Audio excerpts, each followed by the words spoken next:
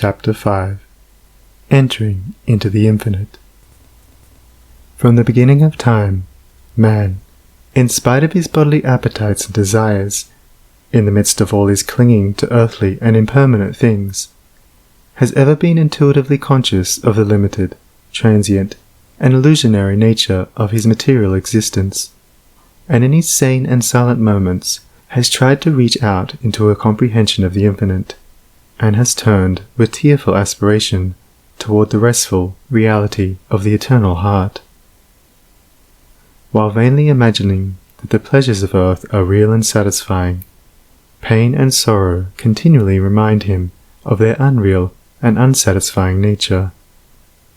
Ever striving to believe that complete satisfaction is to be found in material things, he is conscious of an inward and persistent revolt against this belief, which revolt is at once a refutation of his essential mortality, and an inherent and imperishable proof that only in the immortal, the eternal, the infinite, can he find abiding satisfaction and unbroken peace. And here is the common ground of faith, here is the root and spring of all religion, here the soul of brotherhood and the heart of love, that man is essentially and spiritually divine and eternal, and that, immersed in mortality and troubled with unrest, he is ever striving to enter into a consciousness of his real nature. The spirit of man is inseparable from the infinite, and can be satisfied with nothing short of the infinite, and the burden of pain will continue to weigh upon a man's heart, and the shadows of sorrow to darken his pathway until, ceasing from his wanderings in the dream world of matter, he comes back to his home in the reality of the eternal. As the smallest drop of water detached from the ocean contains all the qualities of the ocean, so a man, detached in consciousness from the infinite, contains within him its likeness, and as the drop of water must, by the law of its nature, ultimately find its way back to the ocean and lose itself in its silent depths, so must man, by the unfailing law of his nature, at last return to his source, and lose himself in the great ocean of the infinite. To become one with the infinite is the goal of man. To enter into perfect harmony with the eternal law is wisdom, love, and peace. But this divine state is, and must ever be, incomprehensible to the merely personal. Personality, separateness, selfishness are one and the same, and are the antithesis of wisdom and divinity. By the unqualified surrender of the personality, separateness and selfishness cease, and man enters into the possession of his divine heritage of immortality and infinity. Such surrender of the personality is regarded by the worldly and selfish mind as the most grievous of all calamities, the most irreparable loss, yet it is the one supreme and incomparable blessing, the only real and lasting gain. The mind unenlightened upon the inner laws of being, and upon the nature and destiny of its own life, clings to transient appearances, things which have in them no enduring substantiality, and so clinging, perishes, for the time being, amid the shattered wreckage of his own illusions. Men cling to and gratify the flesh as though it were going to last forever, and though they try to forget the nearness and inevitability of its dissolution, the dread of death and the loss of all that they cling to clouds their happiest hours, and the chilling shadow of their own selfishness follows them like a remorseless spectre. And with the accumulation of temporal comforts and luxuries, the divinity within men is drugged, and they sink deeper and deeper into materiality, into the perishable life of the senses, and where there is sufficient intellect, theories concerning the immortality of the flesh come to be regarded as infallible truths. When a man's soul is clouded with selfishness in any or every form, he loses the power of spiritual discrimination, and confuses the temporal with the eternal, the perishable with the permanent, mortality with immortality, and error with truth. It is thus that the world has come to be filled with theories and speculations, having no foundation in human experience. Every body of flesh contains within itself, from the hour of birth, the elements of its own destruction, and by the unalterable law of its own nature must it pass away. The perishable in the universe can never become permanent. The permanent can never pass away. The mortal can never become immortal. The immortal can never die. The temporal cannot become eternal, nor the eternal become temporal. Appearance can never become reality, nor reality fade into appearance. Error can never become truth, nor can truth become error. Man cannot immortalize the flesh, but, by overcoming the flesh, by relinquishing all its inclinations, he can enter into the region of immortality. God alone hath immortality, and only by realizing the God state of consciousness does man enter into immortality. All nature in its myriad forms of life is changeable, impermanent, unenduring. Only the informing principle of nature endures. Nature is many, and is marked by separation. The informing principle is one, and is marked by unity. By overcoming the senses and the selfishness within, which is the overcoming of nature, man emerges from the chrysalis of the personal and illusory, and wings himself into the glorious light of the impersonal, the region of universal truth, out of which all perishable forms come. Let men, therefore, practice self-denial. Let them conquer their animal inclinations. Let them refuse to be enslaved by luxury and pleasure. Let them practice virtue, and grow daily into higher and even higher virtue, until at last they grow into the divine, and enter into both the practice and comprehension of humility, meekness, forgiveness, compassion, and love, which practice and comprehension constitute divinity. Good will gives insight, and only he who has so conquered his personality that he has but one attitude of mind, that of goodwill, toward all creatures, is possessed of divine insight, and is capable of distinguishing the true from the false. The supremely good man is, therefore, the wise man, the divine man, the enlightened seer, the knower of the eternal. Where you find unbroken gentleness, enduring patience, sublime lowliness, graciousness of speech, self-control, self-forgetfulness, and deep and abounding sympathy, look there for the highest wisdom. Seek the company of such a one, for he has realized the divine, he lives with the eternal, he has become one with the infinite. Believe not him that is impatient, given to anger, boastful, who clings to pleasure and refuses to renounce his selfish gratifications, and who practices not goodwill and far-reaching compassion. For such a one hath not wisdom, vain is all his knowledge, and his works and words will perish, for they are grounded on that which passes away. Let a man abandon self, let him overcome the world, let him deny the personal. By this pathway only can he enter into the heart of the infinite.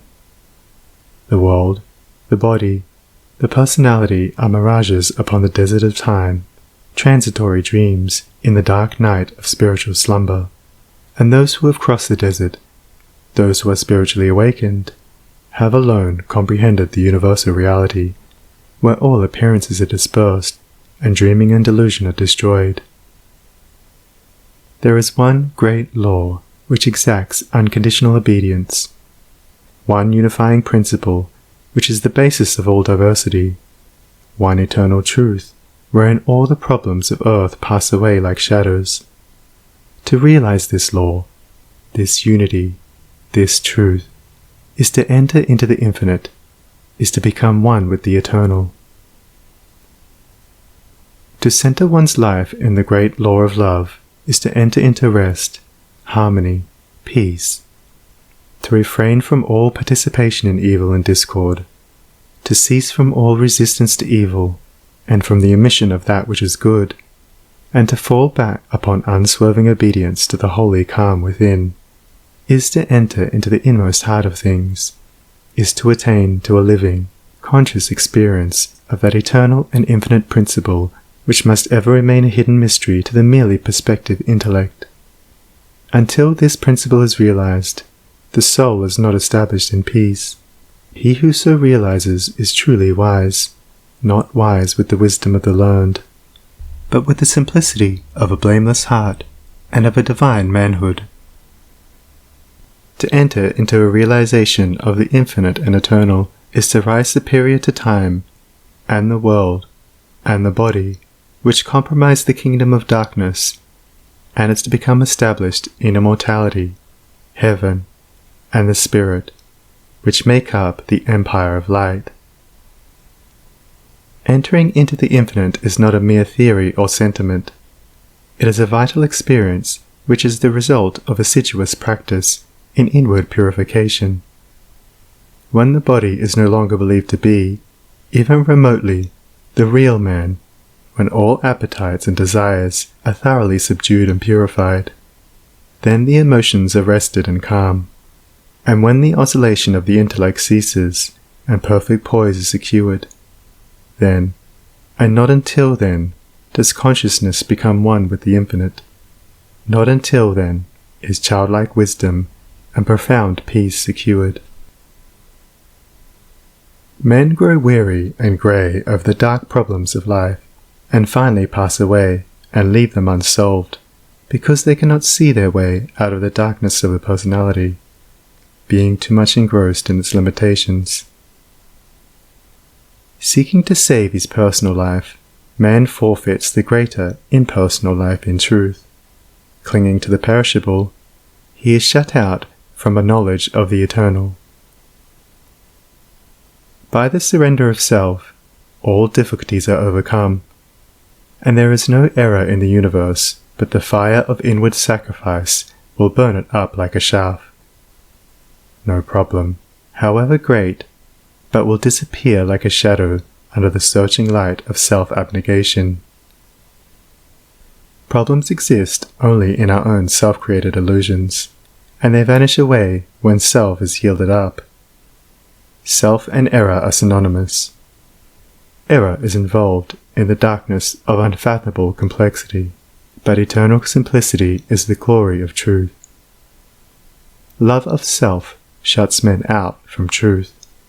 By seeking their own personal happiness, they lose the deeper, purer, and more abiding bliss, says Carlyle.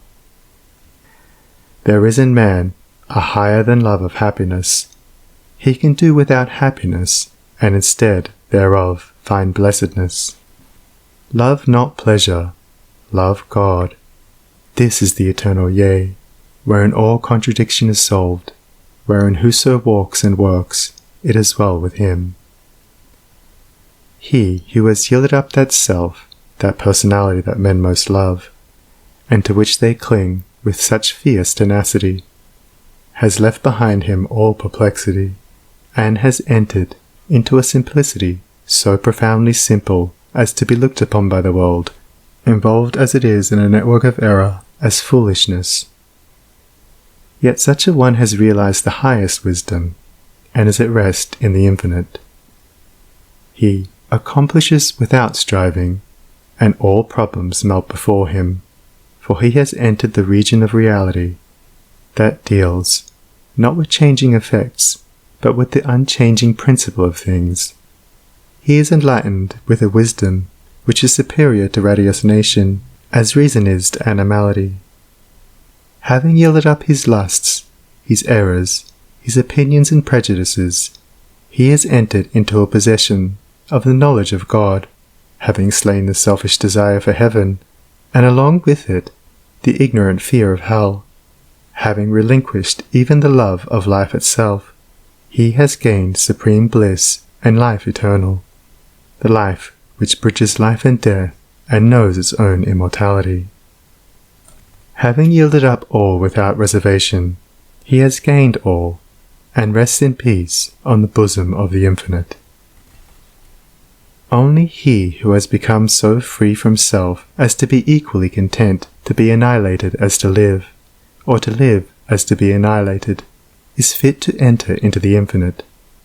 Only he who, ceasing to trust his perishable self, has learned to trust in the boundless measure of the great law, the supreme good, is prepared to partake of undying bliss.